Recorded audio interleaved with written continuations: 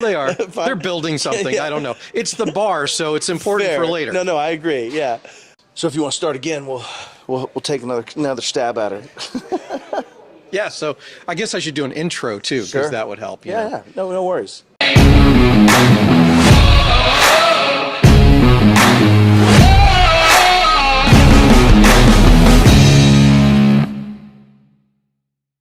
So anyway, I am here with Matt Lee from Pax8.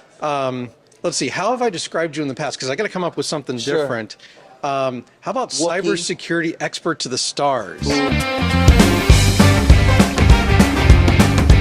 Can we do that one this time? There's two things wrong. I don't know very many stars other than you, and I don't know that I'm an expert. I'm a student with a high degree of affinity towards the subject matter, I suppose. Well, we're all students, right? When it comes to this stuff, and we talked about this before the microphone mishap. Sure, and it's all right. It's part of the road show. Yeah, exactly. You just got to roll with it when you're doing these things.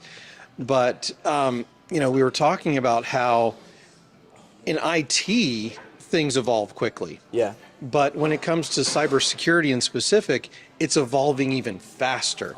And evolving faster, but also we're becoming more aware of the things we should have been doing this whole time. True. Right? I mean, it's kind of like cars. We had cars from like 1865 till Right. 1974, and the first time we had seatbelts was when Ralph Nader wrote "unsafe at any speed." Right? Right. And I think the point is that there was always the risk of hitting another car. There was always the risk of bodily harm from that. However, we became more aware that the risk needed to be mitigated by seatbelts, needed to be mitigated by better car design, needed to be mitigated. So I think we're in this like renaissance around cybersecurity where, in general, the masses are starting to understand it. The risk is higher every day. The likelihood of an occurrence is higher every day. And on top of that, the likelihood of any cost or risk or loss coming from that is higher every day, both regulatory, all of those things. So all of that to say, when you were asking me earlier, what have I been up to? I was saying I like to separate into several categories, and one of those is personal learning. Right, it's going to conferences to learn things from others, and it's going to, taking tests and passing things and learning course material so you can stay up with it. Because to your point, tech changed fast, always has. But now tech changes fast, risks changed fast, threats changed fast, right? And so you have that additional kind of piece playing out, and so you have to stay up on the material. And I think anytime someone starts to call themselves an expert, you just have to hope that they're also understanding that expertise has a very shifting sand in our space. So yeah, and I think that it's the threat, it's the risk that has pushed it even faster in terms of what we have to do, what we have to keep up with in this industry. Yeah. And unless you are specializing in cybersecurity, it's very hard to keep up with the technology side, the business side, and the cybersecurity side, especially for these one-man bands. Oh my gosh! Which we know there's a ton of out there, and perform an extremely important part of this industry for small to medium-sized businesses. Right. So how did those guys, in your opinion, or what you've seen, maybe even, what are they doing to try and keep up, and are they keeping up? Yeah. One of the nice things, I would say probably today they're not, but nor is anyone. I mean, in reality, I know a handful of MSPs that really have a decent cybersecurity practice and understand going forward. In the same breath, vendors. There are cybersecurity vendors out there that have things that they sell for cybersecurity but have not figured out cybersecurity for their own organizations, right? And so we're living through this kind of delta in our world right now where everything is shifting to this level of understanding of what needs to be there. I have this theory, and I will come back to this, single MSP person, but I have this theory that if you have a product, any product, I don't care if it's a water bottle, if it's a tile, if it's a computer software, it doesn't matter. The level of maturity of that product will only ever rise just above or just underneath the level of the consuming entity's maturity, right? And so if you have a product made for a certain maturity customer, if you're immediately faced with a much larger maturity customer, that product will not meet muster, right? Right. Is kind of the point. It's just the nature of capitalism and Yep. design of anything, right? And I think what's interesting about that is you're seeing this rapid shift of that awareness. You're seeing this rapid maturation. If you look at the last 2 years of security conferences and things, and what's teaching the MSP, what's teaching the these end consumers over the last 2 years, you have a lot of things driving this need to go forward, and the product is rising in maturity. I say all that to say, I think the one-person MSPs have a challenge because of the scope and scale. When you talk about specializing in cyber, you have GRC, you have analysts, you have people that do the response, you have incident response, you have the legal side, there's hundreds of course avenues inside cybersecurity in general. And so I think the only way an MSP that's a single person MSP can do this is by partnering with experts. Right, is by either bringing in some fractional CISO shares, bringing in software and products and vendors that help drive that understanding and awareness. Those type of things are what would make that possible. Now, if you'd asked me 2-3 years ago, can a single person MSP or 5-person MSP make it in this world driving around cybersecurity, I would have answered no. I do believe, though, the other thing we're seeing is because of that rapid maturity in the market, we're seeing products that solve this in a very holistic fashion. Right. Take example, running an Azure or an Active Directory server of 2003, 2008, 8R2, 12, 12R2, 16, 19, 20, right? 80 force function 2003, 2008, 2012, 2012R2, 2006. You take all those pieces and components that had to happen as a single human turning those knobs, the failure points are extremely high in that space. Right. Now fast forward and say you're running Azure Active Directory and you're running a Intune based, all devices managed, all things in one space. The level of the ability to do that and repeat that over and over and over again from a scriptability because of the lack of variable delineations is massive. And so my point is, I think if you fast forward 5 years from now, I would, if I started an MSP, which I cannot contractually start an MSP, I just want to state that on the record. But if I was to start an MSP and I would only focus on those customers that had very SaaS application space as opposed to on-prem, had the ability to move off-prem for an Azure Active Directory world, or were already there, I could absolutely scale that, and I could write one script, and the only difference is this GUID variable from each tenant, right? And you start seeing a world where the repeatability of that becomes so very scalable that a single person or a low density of humans MSP could, in effect, have the same protections in place across all in the same way.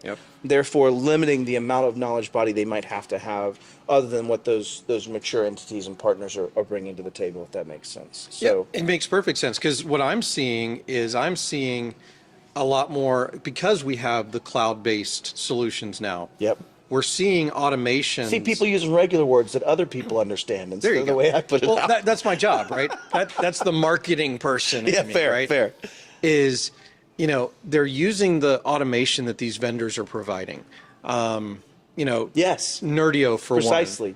Look at what Roost is doing. Look at the things that are being created in that kind of repeatability space. Even with Ignite, we have a lot of things where competitors will bubble up information, but we have one-click responses to a lot of these things that allow somebody without the expertise to respond to something that they may not have studied, they may not understand, because we're giving them the intelligence behind it. And that's a perfect example of this shift, right? When I was on a Microsoft counseling session one time, I asked, I was like, well, why do you even allow insecure passwords? Why is the system set up that I have to change a flag to make this allow non-insecure passwords? And the answer is pure capitalism. It's the exact answer of this. My market does not demand that. My market frustrates me whenever I do that. They push back. I cannot take away these insecure passwords. You're seeing this shift to where at some point the stakes are high enough, and at some point you have this shared responsibility model in so many ways with your vendor, that the vendors will have to start making decisions that themselves are defensible. And they aren't going to be allowed to do some of those things. And just because the market maturity isn't quite there, you see this rapid drag of that maturity up that's going to help buoy those vendors to do those things. And as that shared responsibility model, and granted, everybody watching this, they hate me because I'm so damn optimistic about where we're going. I'm not glossing over the failures that will exist. I'm simply saying that we'll have an architecture to continue incentivizing the vendors that do the research and make the easy button, but also those vendors that understand this easy button can't be summative. It has to have a lot of data behind it. It has to be, right? And so we're seeing a very interesting renaissance in this space, driving things towards that level of automation, where you have researchers that can make a research and do something, put out a product that's now a button that becomes something that helps solve that challenge.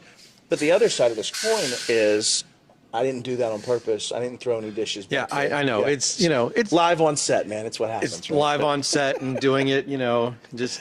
Yeah, but I think the other side of this this challenge is with these vendors, as that maturity also rises, you'll start to see a big gap in that haves and have-nots.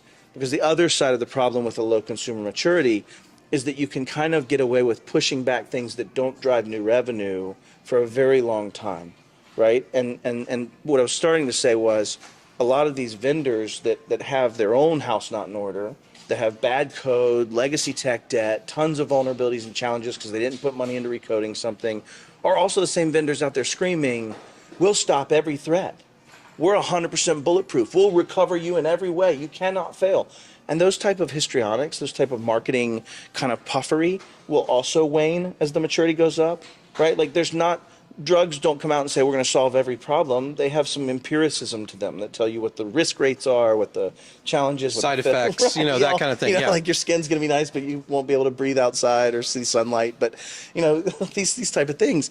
And I think that's the difference: is we have no software bill of materials, we have no label of what's in it or what the risks are or any of those things, and then on top of that, they can market to any way they want. And so I love seeing the maturity rise, because a lot of those things go away, and now we can start really talking with our vendors about what the challenges are, where the gaps are, where do we need help, in a more mature way too, as MSPs. And I like the way that you put, you call it a renaissance, because I think that's a very significant and very appropriate word for what we're going through, because I think we're really going through this time where people are now understanding that they have to give up some convenience. Amen. In order to actually have the right level of security. Yeah. Because that's, especially with the small business, arena. Yeah. People have been so negative towards just 2FA. Oh, yeah. Which is the table stakes of table stakes. And let's comma space that. If you put this in perspective, MFA has largely been solved. I understand it's not always true in most enterprise space for 10 to 15 years. I mean, RSA tokens were first sold 90 or 2000 something. My point being is the people, the constituency we're talking about is this SMB space, which makes up so much of America and North America, if you will's overall, what do they call that? Man, I had a blank. It's not gross dealer concession. Yeah, gross domestic product. But the point is that as that maturity rises and as people keep going, we're seeing so many things like a renaissance in creative solutions, tons and tons of education. I mean, Pax8 literally pays me to talk and teach and educate and learn at the same time. And I think that shift is something you wouldn't have seen 5 years ago. I mean, we've had channel chiefs, right? But we haven't really had people that are just there to go educate and help drive the level of understanding up.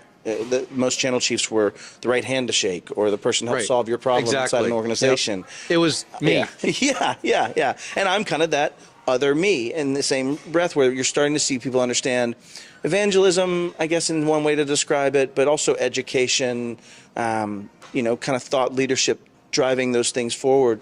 And it's interesting to see companies find value in that these days, right? It's one of the challenges, I think, in this, if you were trying to do this 5 years ago, and it's much easier now, I think. So. Yeah, exactly. Now, you mentioned something that I want to, double click on for just a second. Don't we hate those terms we all use? But I have to use it. I understand what you mean. But you talked about technical debt. Yes. And just really quick, do you think that new vendors in this space have an advantage over old vendors in this space because they don't have that technical debt that does represent a security risk? They can. And what I mean by that is I've seen it go both ways. I would agree that if I started with a pile of debt that makes up my intellectual property and I have to do a lot of work to get it up to date, I'm going to spend a lot of money on things that are just debt. I mean, when we talk about debt, debt's debt. It's something that I must pay back that I did not pay before. Right. Right? And some degrees of interest on that debt. But I would argue that a lot of vendors made a lot of profit on making that debt. And so, but I will say, a new vendor starting today with us not being, like, even if you look at Pax8, when we started 6-7 years ago, it was waterfall development methods, now shifting into SDLC models and things like that. So yes, I think that the overall coding base, creating new product, has much higher chance of being more secure today for a lot of reasons. You've got things like Kafka and function as a service type models for deployment that allow you to be multi-cloud, that allow you to do all those things and have healthy development practices from the beginning. That said, the other side I see is oftentimes these startup companies aren't as well funded, and they then end up making some of the same decisions that created the tech debt of the, I'll get back to that. Right. I'm going to work on this function later. And I've seen that personally. But if I had to be a betting person on just the overall data set, I would say if a well-funded, well-started company started today in the same space as someone that's entrenched in our world, they would absolutely be able to supplant them very quickly and win in business. And I think that that should be a wake-up call to a lot of vendors that have so much of the eyes and the ears and the dollars and the spend, that that momentum can go away very quickly if they don't start investing in themselves. And I think that's something that I've been seeing lately, because you're seeing a lot of these new vendors gain market share instant, very quickly. Sometimes because they're solving a new problem, but oftentimes because the problem is changing and they're where the puck is going. Right? Like, I mean, genuinely, if you look at Roost, if you look at Aaron and what they're working on, and you know, God bless them, I'd love to do business with them, but it's not necessarily the case. But the automation they're building and the things they're doing, you could theoretically not ever see an RMM in some ways. You could remove certain pieces of PSA in the way they're doing that. I mean, you're just going to see a shift in this. And Bob Coppedge, I'll quote him, he has a thing called Bob's Law, and you've heard it before, but it's just that every year 5% of what we do becomes commoditized. Right? And so I think that that's the challenge. When you build up tech debt and you're being commoditized, you now have commoditized tech debt sometimes, right? Like it's already being replaced by something new in the market. So I know you're a busy guy and you got a lot of things to do here today at Xchange Security. Yes, sir. Which is exciting because in lovely Reston, Virginia. This is the first Xchange Security that we've been having. So one last question for the viewers, for those one-man to three-man shops. Sure. What is the best thing that they can do to educate themselves to get up to speed on this and stay up to speed on this? Yeah. You know, I would say maybe somewhat self-aggrandizingly or in my own favor, but, you know, find some content that's regular that you can stay up on, that you can consume in a way that you like, whether it's YouTube or audio or reading or whatever it may be, podcast, don't care. Find a source for that. They're having fun back there. Well, they are. They're building something. I don't know. It's the bar, so it's important for later. No, I agree. Yeah. So find something that you can consume that'll help you stay on top of the news, the understanding of what's changing, and try to keep your kind of finger on the pulse.